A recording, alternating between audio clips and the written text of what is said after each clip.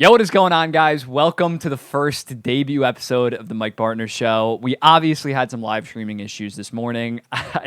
It is what it is. We're going to get it figured out. It's unacceptable. In the moment, I'm not going to freak out. I'm just going to laugh at myself for being an idiot. But going forward, Monday, we will have that figured out. I'm really excited to get this underway. It's definitely an interesting way to start the show, having it being a live show. And our first episode is pre-recorded because right now we can't really figure out the live aspect of it, but we have all the topics, we have it all prepped, so I still wanted to give you guys a show today, and especially because some of these topics happened recently, we're going to dive into it. Today's show is probably going to be like 35, 40 minutes just because we don't have a ton of news in terms of like NHL movement, players signing, but it's still going to be around 35 to 40 minutes. We're going to talk about the Sheldon Keefe extension, we're going to talk about the Evan Bouchard contract and how the Oilers, their window is kind of pretty short. We'll get into that later.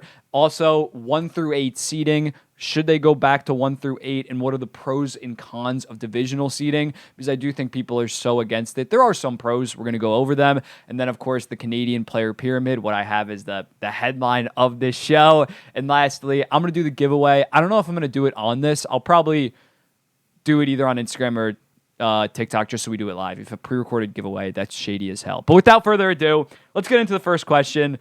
Officially underway. Hey, Mike, wanted to get your thoughts on the Sheldon Keefe extension. It seems quite odd to extend the dude after just one playoff series win instead of wait and see the year play out. Also, what are the odds he survives the entire extension?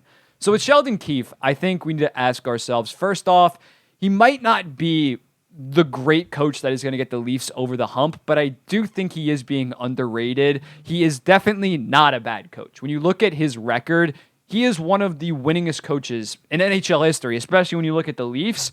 He's by far their most winning coach of all time, ahead of Pat Quinn, any guy over 25 games. He has over a 9% higher points percentage ever. For those on audio, Sheldon Keefe has a 67.6 points percentage. Pat Quinn has a 59.1. Everybody else is below them. Mike Babcock, for reference, had a 55.7. So although, don't get me wrong, the playoff success is definitely right now. Sheldon Keefe, as your coach, he's proven that if you give him talent, he can spit out 108, 110-point team consistently, which, again, I know playoffs are what matter with the Toronto Maple Leafs. They're not trying to win the Atlantic Division. That's not their goals.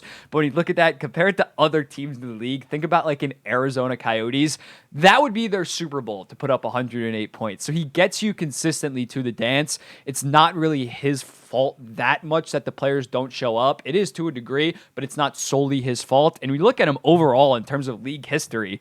He actually has the highest points percentage by a head coach in NHL history. And again, that is pretty biased. And again, for those who are audio, he has the 67.8%, Rod Brindamore 66.1%, Scotty Bowman 65.7%. So you look at him, he's a very good regular season coach. You know, with him in charge, you're going to be a pretty decent playoff team, but can he get you over the hump? No, as of right now, that is not the case. He has a 13-17 career postseason winning percentage, 43.3%, which is crazy because he's 1-5 in playoff series, but they always go to 7 games.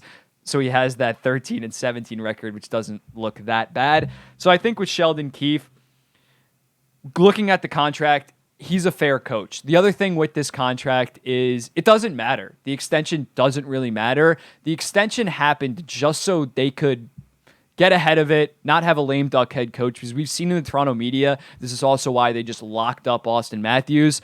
It would be such a distraction having a lame duck head coach. Every single sports talk radio show, my personal favorite, Overdrive, they would nonstop be talking about, oh, is Sheldon Keefe going to say? Oh, is Sheldon Keefe gonna get fired if they start out slow? Now that he has that extension, although, again, I'm going to get into it, he could get fired at any point, but they just wanted that peace of mind so the media and the team is not nonstop nagging him. They're already probably going to head into the season with Nylander being an unrestricted free agent heading into next season. They don't also need the coach. So the two priorities, locking up Keefe, not priorities, but just locking up Keefe, getting that over with, and locking up Austin Matthews. They have done that. William Nylander, if he wants $10 million, you're just going to have to play the season without him. And looking at Sheldon Keefe's contract, this is, again, why it doesn't matter. You look at Mike Babcock. He signed an 8-year, $6.25 million contract with the Toronto Maple Leafs.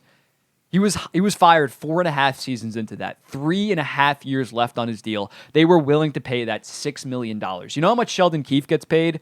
Sheldon Keefe right now on his deal next year gets $1.95 million. We can maybe assume he got like a COVID inflation bump on that salary. He's getting paid, let's say, 2.25. Still, 3 years, which is what he has left for Sheldon Keefe, is basically the equivalent of one Mike Babcock year. So again, if the Leafs were able to swallow mid-season firing Babcock with 3.5 years left on his contract, they will easily fire Sheldon Keefe if he starts out slow this year, if the Maple Leafs lose in the first round. So it's really a non-issue. They just want to get rid of this off their plate, off the media's back in terms of having those distractions. So that's why they mainly signed him to this extension. They will not happily fire him, but they will easily fire him. And another thing, when looking at this extension, Brad Treliving got hired late. He was hired May 31st for the Toronto Maple Leafs. A lot of the top coaches were already hired by then, the teams that had vacancies. So he came in late. He was doing a full evaluation as the overall organization. So when it came to head coach, he says, oh, this guy consistently gets us easily in the playoffs. Like, let's just let him play out the year, maybe give him an extension, get the media off my back. He thought, I might as well just give him another year, see what coaching candidates come up next year instead of getting the scraps, the June, July scraps in terms of coaching candidates for this summer. So in terms of Sheldon Keefe, it's really not that big of a deal. Again, they're gonna fire him if he doesn't perform. This is not saying that he's gonna last the extension. In terms of odds of surviving the entire extension, he has 3 more years left. That's kind of fat. That is kind of fat. 3 years. The average coach probably is on the job for 3.5 years. Keefe's been on the job for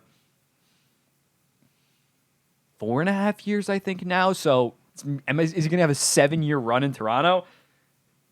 I would say there's like a 25% chance, because maybe even 20. Because when you look at it, even if he makes the Eastern Conference Finals, saves his job next year, the pressure is still cup or bust the following year. Like, if he makes the Eastern Conference Finals or even the Stanley Cup Finals, and then they lose in the first round the next year, he could get fired. And then if they lose in the first round again, he could get fired. So this isn't just a 2-year extension. There's a year built in. So this is the next 3 years.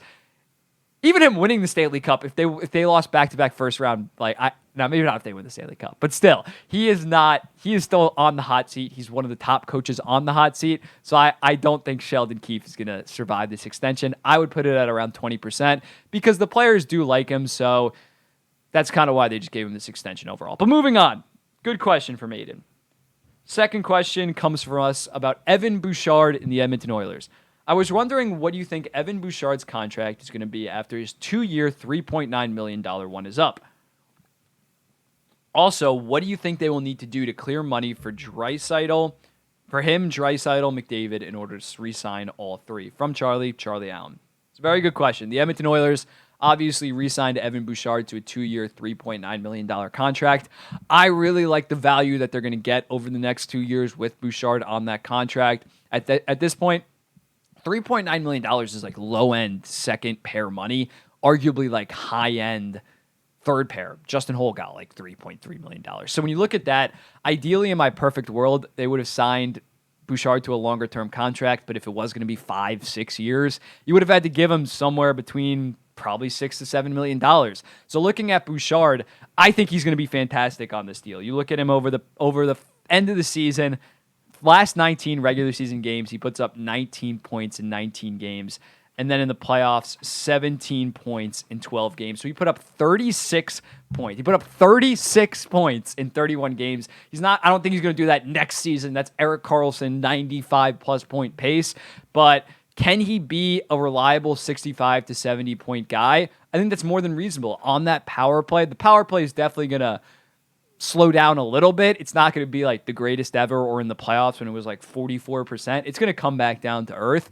But Tyson Barrie was putting up near 60. I think he put up like 65 points in his prime on that Oilers power play. So I think you look at Evan Bouchard, let's go to the advanced stats. He's great in terms of even strength offense, very good power play, and defensively, he was a total liability last year. I'm not going to act like he was at all serviceable. He was like Quinn Hughes in his rookie year. But this year, he did take a pretty positive step. He's not a lockdown defensive defenseman by any stretch, but he went from a liability to being below average, He's not going to make an egregious mistake. He's not going to take a horrible penalty. He's just going to be okay. And when you get 65 to 70 points and you're okay defensively, that is an elite top pair power play quarterback. That is going to be worth $7 to $8 million once his contract comes up. If he stacks back-to-back 65 to 70 point seasons with solid defensive metrics, and he's 25 years old in his prime, the Oilers are going to have to pay him, which is why you look at the Oilers' salary cap situation, talking about how they're going to afford all of them. It's getting pretty dicey for the Oilers. They definitely have some horrible contracts, Jack Campbell, Darnell Nurse, but they have some really good ones, like a Leon Draisaitl, like a Connor McDavid, like a Bouchard, like a Hyman, like a Ryan Nugent-Hopkins. So I think their window for the next their window is the next 2 years in terms of them being an elite top-end cup contender, because you have Draisaitl 2 more years at $8.5 million. He's worth $13.5 if the Matthews contract, probably $14. McDavid, 3 more years at $12.5. He could ask for whatever the max is, like $16.5, and the Oilers would have to give it to him. And Bouchard, 2 years, $3.9 million. He's probably going to be worth $6.5 to $7 million the next 2 years. RNH and Hyman are only making $5 million.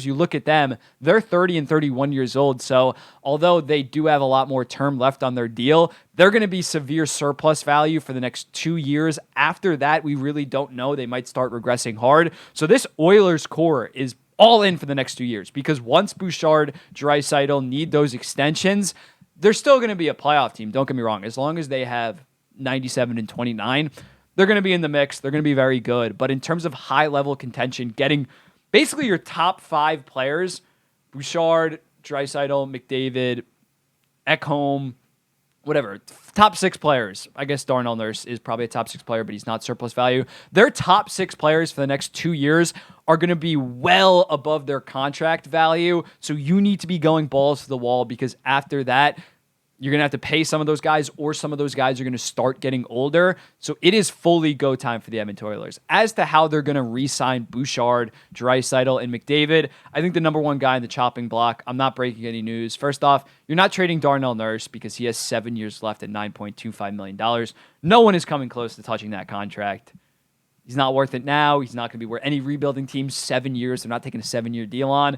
But the clear candidate is Jack Campbell, making $5 million, 4 years left. They'd probably have to trade him the summer in 2 years when Draisaitl and Bouchard are up. He's making $5 million, which if he bounces back, that's a decent value. But with Stuart Skinner only making $2.6 million the next 3 years, you're going to give those reins over to Stuart Skinner, and you're going to need the salary cap to fill out your team. So you're going to get rid of Jack Campbell basically regardless, unless he's playing. We saw with Olmark, he won the Vezina. People want him traded on the trade block. So, and he also only makes $5 million. So as long as he doesn't become an amazing goalie again, even if he's a serviceable starter, which the Oilers badly need, he's going to get traded in 2 years, just as a cap casualty. That goes without saying. And the other thing, you might be saying maybe that's not enough in order to re-sign the two of them. The salary cap's going up. I feel like not enough people are talking about this or acting like we are still in a flat cap system. You look at it, this year it rose $1 million to $83.5 million. Then it's going to go up around $4 million. Then it's going to go up another $4 million. So this is not 2019, 2020 when Austin Matthews, Nylander, Marner all signed their big deals, and then it was like, oh, salary cap, COVID happens, the salary cap is flat for the next 4 years. They're screwed because some of their other players want raises, but that salary cap isn't rising. They're going to get $4 million a year naturally just through the salary cap rising. That's going to be able to help afford the $5 million Draisaitl raise, the $4 million Bouchard raise if he really pops, the $3 million McDavid rise if he's McDavid for the next 3 years.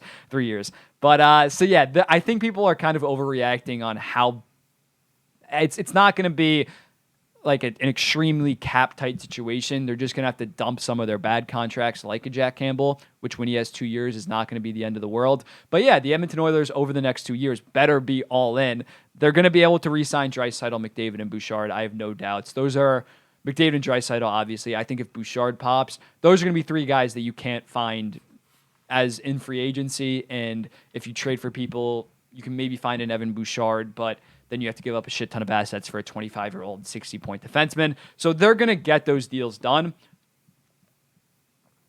But in the next 2 years, they better be balls to the wall because some of their older players are getting up there in age. And then obviously the big two, as well as Bouchard, are going to need new contracts. So that's my thoughts on the Edmonton Oilers.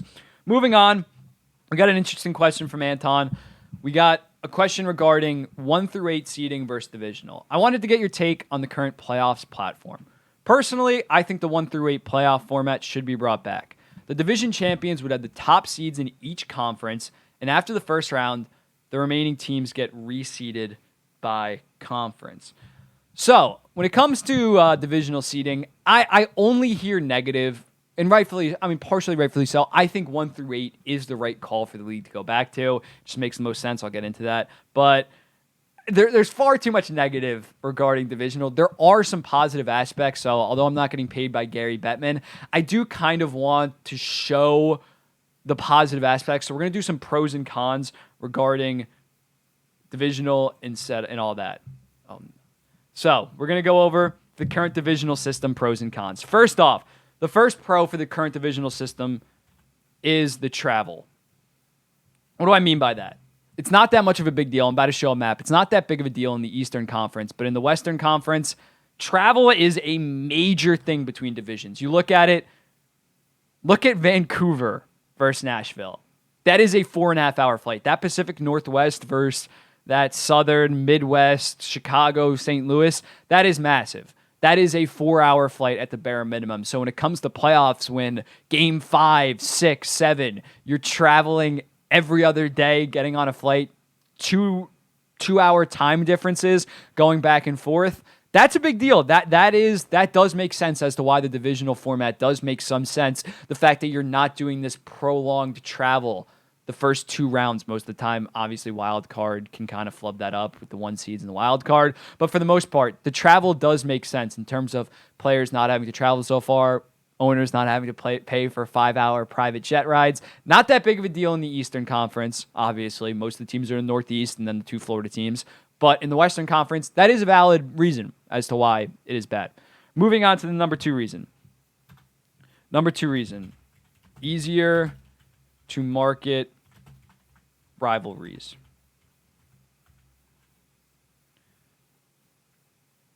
Easier to market rivalries. Okay, I don't know why it took so long with that. But when you look at it, what are you as a fan? Let's plop you back down into 2016. What are you more likely to watch? The Pittsburgh Penguins versus the Florida Panthers, or the Pittsburgh Penguins versus the Washington Capitals? With this divisional setup, because of geography, because of the amount of times that these teams play each other, there are far better rivalries through the divisional system than in the first round. Without a doubt, I'd rather watch Battle of LA, Battle of Alberta than Vancouver Canucks versus the Nashville Predators. There's nothing there in terms of divisional. You're most of the time, you're going to have far better first and second round matchups, which is a big deal for the NHL in terms of TV ratings. Look at it this year. One, in the divisional system, obviously, sometimes there is wild card versus a team in a different division. The worst matchup of the first round was the Vegas Golden Knights versus the Winnipeg Jets, in part because there's no real story there. There's no real rivalry there. It's obviously Vegas is a new team, so that is kind of weird. But like that I wasn't staying up till 10:30 or starting at 10:30, staying up till 1 a.m. to watch that series because there was no divisional juice. There was no rivalry there. And as a result, and also just the Vegas Golden Knights were the far better team. But I was watching LA Kings versus the Edmonton Oilers every night because those teams have bad blood. So in terms of marketing rivalries, it does matter for the NHL. It results in bigger TV ratings because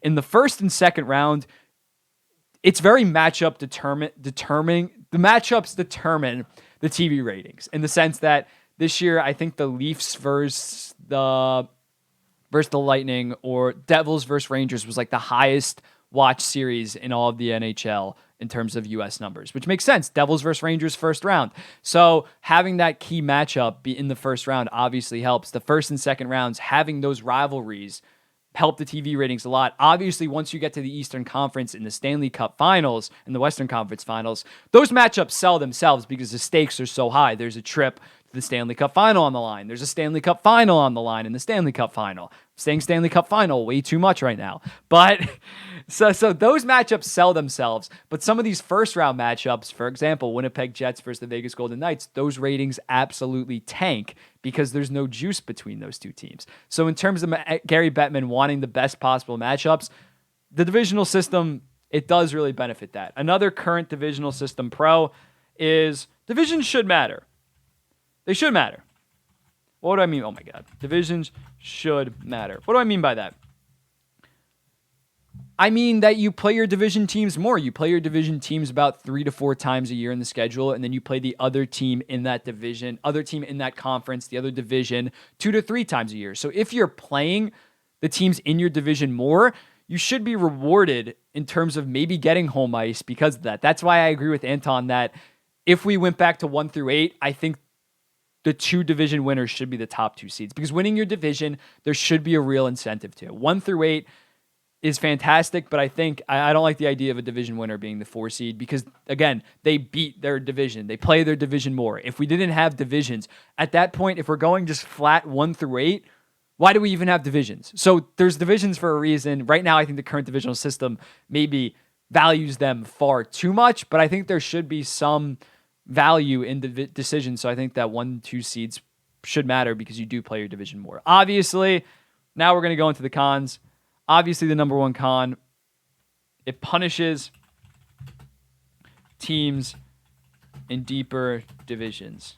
This is really like the nail in the coffin as to why, the main thing as to why I think we should go back through 1 through 8, or at least something with the conference winners being the number 1 and 2 seeds, because you look at it, sometimes the Metro is far better than the Atlantic. The Atlantic's far better than the Metro, and vice versa with the Central and the Pacific. Sometimes teams are just at different stages in the division. One division's going through a massive rebuild. One is all in right now. And this has happened multiple times in previous years. I'm going to go through it right now. In 2016, Washington Capitals, President's Trophy winners, number 1 seed.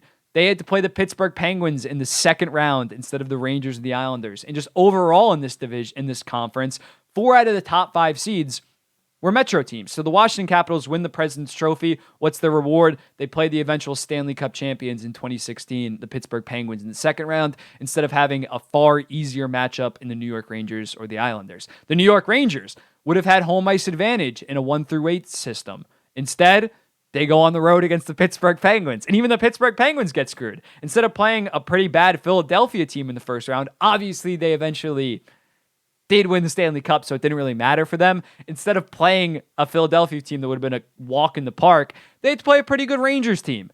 And then in the second round, they had to play the goddamn President's Trophy winner. So this stuff happens all the time. 2017, it was even worse. Washington, yet again, wins the President's Trophy, gets rewarded by playing a 111-point team, the Pittsburgh Penguins, who were the second best team in the entire NHL that year. They didn't have home ice in the second round. Columbus was the third best team in the conference, ahead of Montreal, who was the best team in the conference.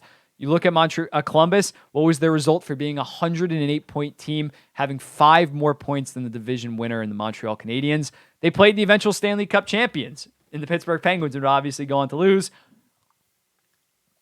And then, so on. So this stuff happens. It hasn't happened in recent years because we obviously had the COVID divisions and all that. But this happens all the time.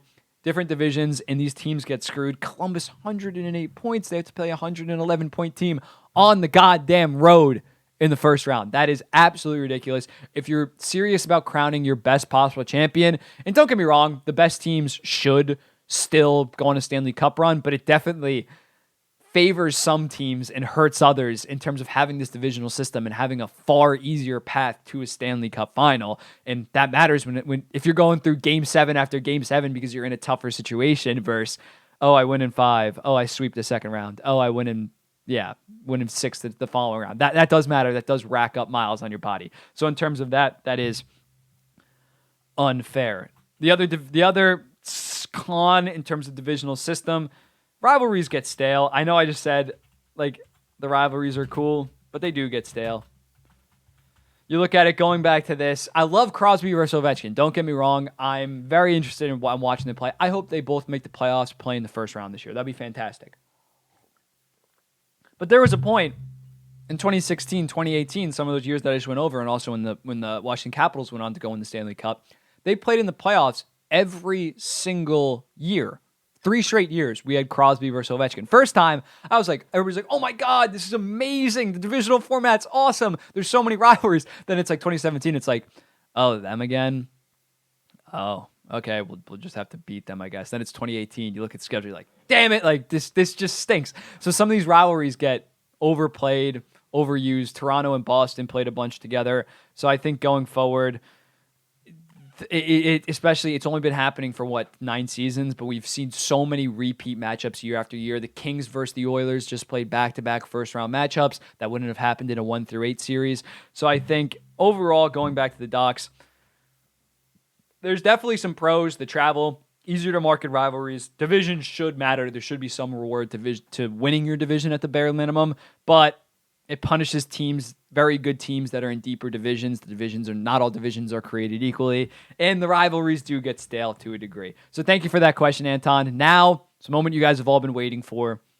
It's the Canadian Pyramid. We got the Canadian Pyramid. We're going to start at the top because I posted the graphic, like the hyping up graphic, and you guys could see like who's the top, the next two, who's the 3 after that. It's like the first couple are pretty obvious, so let's go through them right now. First off, the best is Connor McDavid.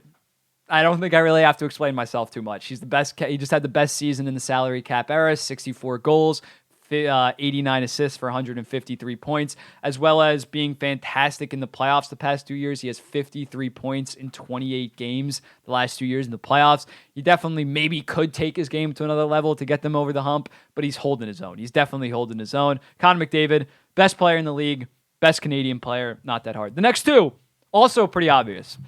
Cale Makar, Nathan MacKinnon.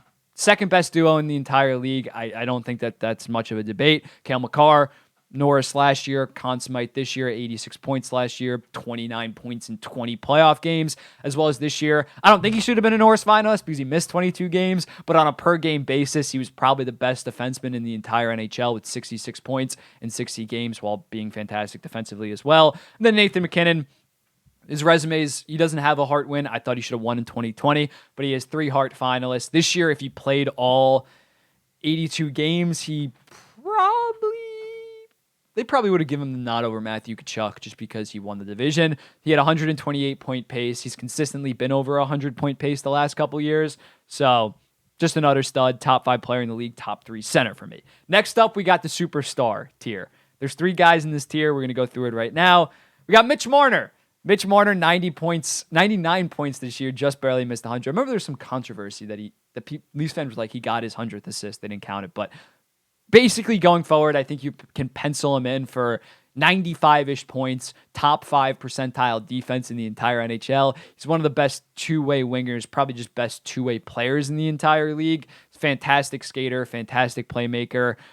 Maybe not a number 1 on a championship team, but he fits so nicely around Austin Matthews and kind of forms like a 1A, 1B that can go out and win the Stanley Cup. I don't know if they actually will. But Sidney Crosby, ageless wonder, 93 points still in 82 games. Still a top 15 player in the league. He's not the most physically dominant anymore. He's not the fastest player. He does not the strongest player anymore, but his hockey IQ is still levels above other people in the league, so that separates him and still makes him this elite player. He still has a good shot. He's still a very good skater, but he has aged fantastically just because he is such a cerebral player. And going forward on that Penguins team, I think he could sniff 100. I don't know about you guys, but it's definitely possible. Braden Point, the last one in the superstar tier, 51 goal, two-way center. He does play with Nikita Kucherov. I see that criticism a lot that, oh, he plays with Kucherov. No duh, he can put up all those goals. I think it goes both ways. Kucherov's definitely the better player, but Nikita Kucherov isn't putting up 80 assists unless he has an elite goal scorer that's putting up 51 goals like Braden Point. You don't accidentally put up 50 goals. He is a top 20 player for me and obviously been a number 1 center on back-to-back Stanley Cup champions teams. You don't just do that. He's 1,000% valid. Moving on, we're going to go pick by pick now. We got the elite tier. There's 5 guys in this tier. You can probably pick some of them, but a couple of them might surprise you. Up first, Steven Stamkos.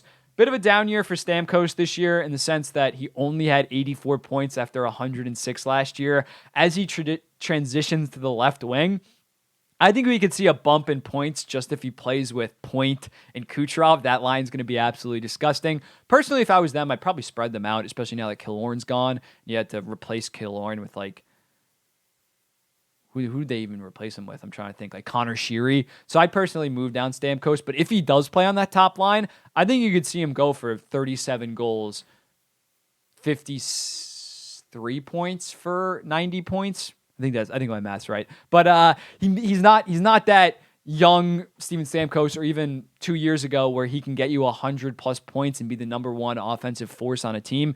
I think those days are probably gone, but he's still an elite player. Moving on to number 2, Devon Toews, best number 2 defenseman in the entire league. I don't think it's close. He's a top 10 defenseman overall for me.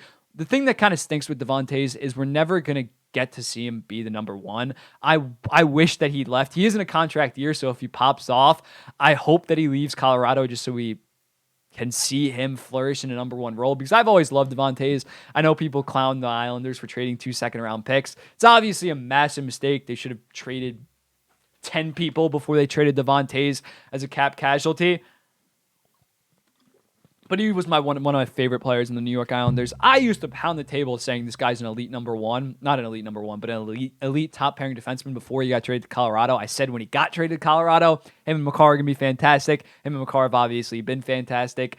His points did drop off a little bit this year. He went from 57 and 66 games last year to 50 and 80. I think he's going to hover around that 50-point mark, as well as being one of the best defensive defensemen in the entire league. He's just, again, like a Sidney Crosby, such a cerebral player, diagnoses and reads every single play, always in the right position on defense, always effective with his stick, doesn't take like any penalties. He's really the perfect number 2 defenseman, and I think would flourish in a number 1 role. Moving on, Brad Marchand's an interesting one. 67 points in 73 games this year. His defensive numbers did slip a little bit. He's had multiple hip surgeries at this point, so I don't know if he's that guy that in his 5-year prime was top 10 in Hart voting every single year, was putting up 90 to 100 point pace. I don't know that. And especially when you consider Patrice Bergeron's not there anymore. I think he's definitely still an elite player, but it's going to be very interesting to see. Hopefully he gets reunited with Pasta. That'll definitely help him out offensively. But I think he's going to be a mid-70s, very good defensively heading into next year. And I don't think he's going to be like ESPN. I don't know if you guys saw this. ESPN had him 45 points in 63 games. That's ridiculous. That's ridiculous. For a guy of his stature, they might be lower on Boston than I am. But yeah, I think Brad Marchand's going to be an elite player again next year. But maybe not. He used to be like a top 15 player in the league for me. He's around top 25, top 30. 25 to 30, we'll call it. Dougie Hamilton. I remember a lot of people were kind of writing off Dougie Hamilton after last year. He broke his jaw. The Devils sucked. He put up like 30 points in 60 games, as well as being horrible defensively, because the Devils overall were just horribly defensively. But this year, he really popped. 22 goals, 74 points. Him and Jonas Siegenthaler is, I don't know, I just botched that probably. But him and Siegenthaler were so fantastic. Siegenthaler being that amazing defensive defenseman, letting Dougie Hamilton cheat up on plays, play that offensive defenseman role. They posted a 55.5% expected goals percentage together. And I think going forward, with that Devils team, they show no signs of slowing down. I don't know if he's going to go 22 goals, 74 points again, but I would bet high 60s at the bare minimum. He was on my Norris ballot last year because he was one of the best offensive defensemen in the entire league, as well as being solid defensively, and especially with Siegenthaler. They just work so well together, and as a result, Dougie Hamilton, elite player. Last for this row, we got Mark Stone. I'm very high on Mark Stone. I still had him like number 24 on the MB top 50. A lot of people said I was like way too high on him, which I thought was personally ridiculous. When he's healthy, I know that's a big if. Availability is the best. What is it? How does it go? Availability.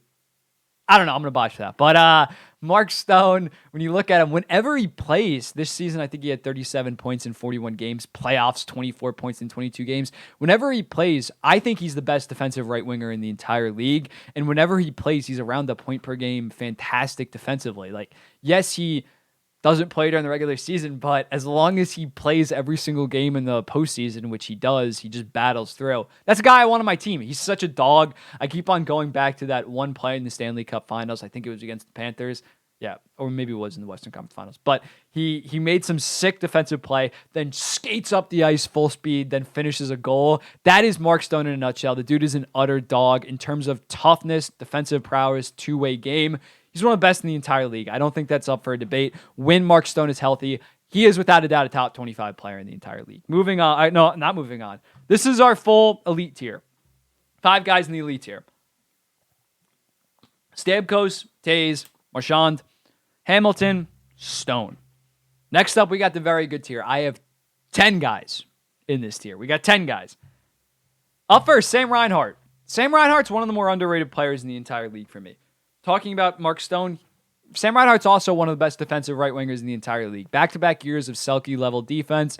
The problem is, in order to get Selke votes, you need to post like 4 or 5 years of very good defensive numbers. That's why I was surprised that Hischier and Marner got nominated last year. Usually it's like an old gentleman's club. That's not weird, gentleman's club. But usually it's like an old gentleman's club, whatever. But I think he's eventually going to start getting Selke recognition, but he's only been elite defensively for the past 2 years since he's really found his role in Florida. And 147 points in 120 games. His offensive numbers did dip a little bit this year, only 31 goals and 36 assists for 67 points. But I think going forward, he's going to fluctuate between 65 to 75 points, as well as being fantastic defensively. That's an elite player in my books. Next up, Carter Hart, weird-ass career for Carter Hart thus far. First 2 years, he posted 915 and a 259. He was looking... There was like next Carey Price comparisons. I don't know if you guys remember that. Some of you guys might be too young for that. But Carter Hart was like the next great Canadian goalie, and then he absolutely... As a result, mainly in part, not mainly, but in part, the Flyers started playing like utter shit. So his numbers stepped down, and he was also just not playing good enough. He was putting up like an 880. That's just unacceptable, regardless of what team you're on. But this year, he really bounced back. He posted a 907. He had a 10.3 goals saved above expected. So you see that 907, you don't think it's that impressive. And if he was on a decent team, that's not that impressive. But when you look at the advanced stats, he was a top 12-ish goalie this year. And considering I saw him early part of his career when he was a good goalie, on a decent team, I think he's going to be their franchise goalie. And also, you look at him, he's only 25 years old. You look at a Shesterkin, a Sorokin, they debuted at like 25. So he's been in the league. He's like an NHL veteran at this point. But for a goalie, he debuted very, very early. So he still has his future ahead of him. That's why I'm personally not really on team trade Carter Hart, just because he's only 25. If you can sign him to an extension, like this isn't Connor Hellebuck, you're going to start going through this rebuild. He's 30. Carter Hart is still going to be an elite goalie in 3 to 4 years when the Flyers are coming out of this rebuild. So if you can get the right offer, probably trade him. But right now, he's a very good goalie. Jordan Kyrou, 37 goals, 36 assists this year. His points dipped a little bit, but he bumped up in 10 goals. Last 2 years has been about a point per game guy. His defensive numbers aren't that great, but the Blues are pretty shit overall defensively. I think going forward, he's going to be around the 35 and 35 guy. Not too much to say. Claude Giroux, fucking beast, man. Goddamn, I shouldn't curse, but he's a beast. He's a beast. At age 35, put up 35 goals, 44 assists for 74 points for the Ottawa Senators. And I see a lot of people, when talking about Claude Giroux, they think he was just a byproduct of Tkachuk and Stützle, but I kind of think the opposite. Not that he made them, but he was massive in their development this year. You cannot deny the fact that as soon as Claude Giroux comes in, Stützle goes from 58 points. He would have took a step regardless, but 58 to 90. Tkachuk goes point per game. And again, when you put up 35, 44, and 79, yes, he's probably definitely heading into this year. He's the third best player on that line, but that's very much one of the best lines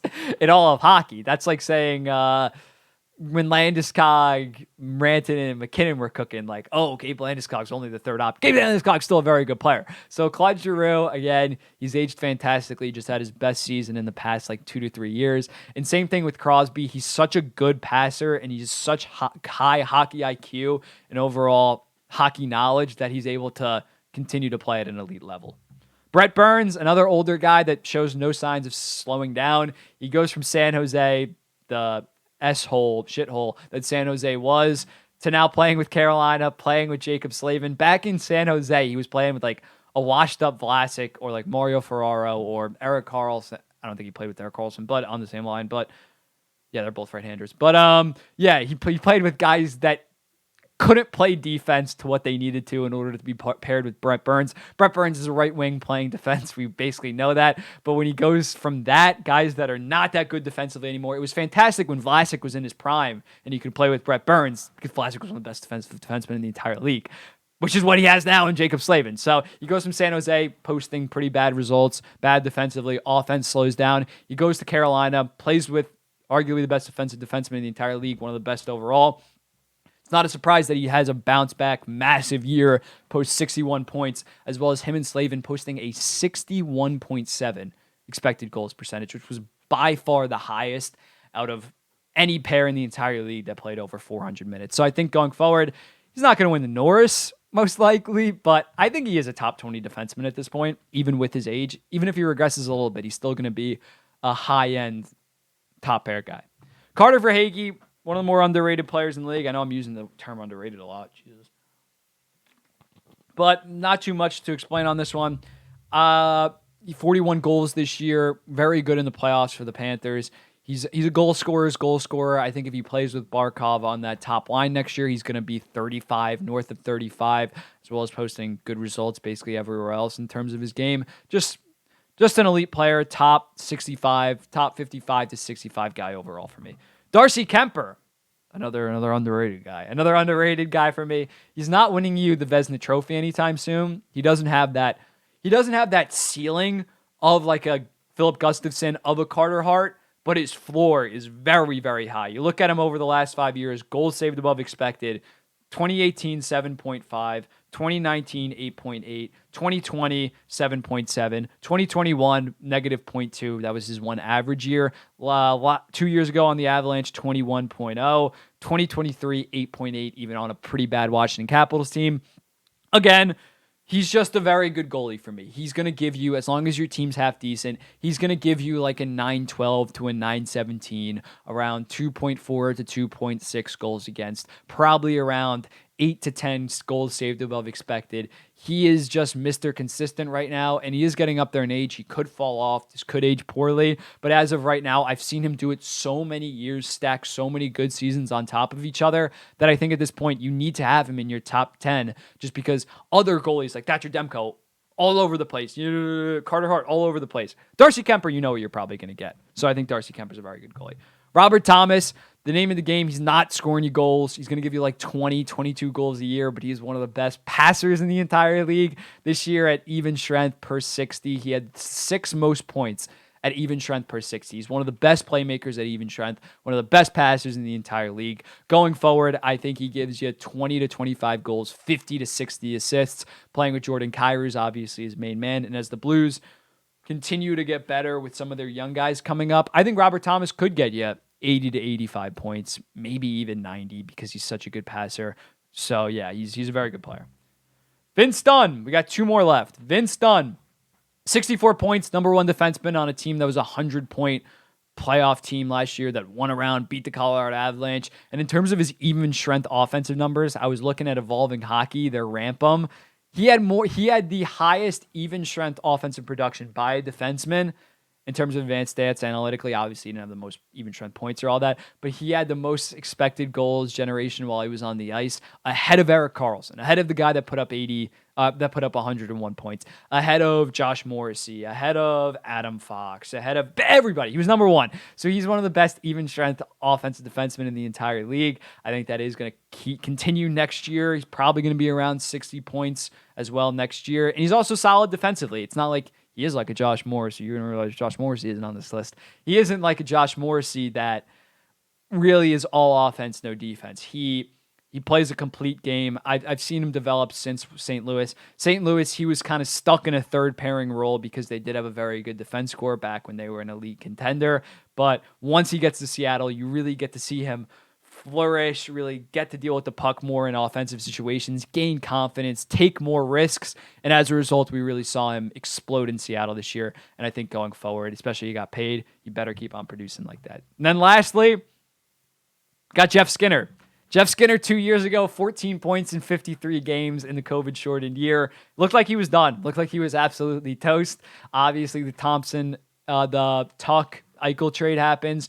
They formed that line of Thompson, Tuck, and Skinner. Last year, 33 goals, 2 years ago, 33 goals, 30 assists, 63 points. This most recent year, 35 goals, 47 assists for 82 points in 78 games. One of the best even strength offensive lines in the entire hockey, in all of hockey. Skinner is a massive, massive reason why. And similar to Giroux, he might be the worst player on that line. Yeah, Thompson's definitely the 1.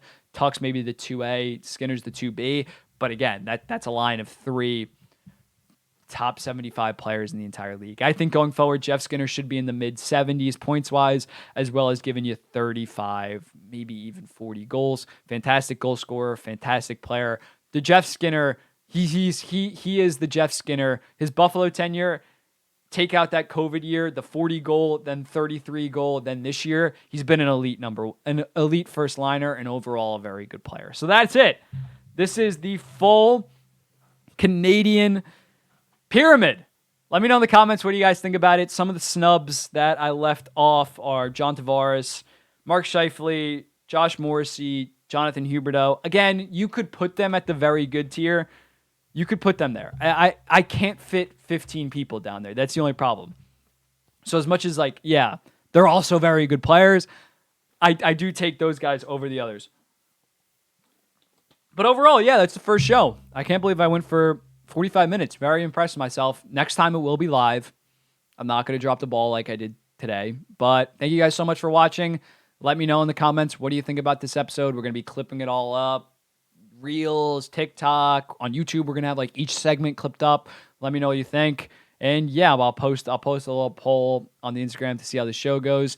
I'm looking forward to this project. Sorry, I'm brain dead right now at the end of this episode. But I can't wait to see how the show goes. We're going to start bringing in guests. Once I figure out how to do a live stream just myself, then the next step is guests.